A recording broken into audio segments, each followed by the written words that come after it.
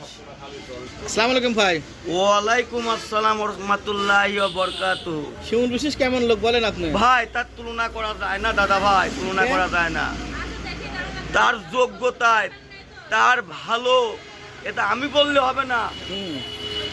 এলাকার সবাই জানে সে কেমন লোক। আর এই লোকের যদি আপনারা ভোটটা না দেন, আপনার কপাল আপনি নিজেই পুরাইলেন। কারণ সে এমনই একটি ব্যক্তি, মসজিদ মাদ্রাসা, এই জনগণের গাড়ি ঘোড়া, অসুস্থ মানুষের সহযোগিতা, অনেক কিছু সে করেছে। আল্লাহ পাক, আমি তাকে বলি আল্লাহ তাকে যেন হায়াত দারাজ করে, আল্লাহ যেন সংসদে নিয়ে যাওয়ার মতন তাকে তৌফিক দান করে। সুম্মা আমিন। আপনার কোনো আবেদন আছে?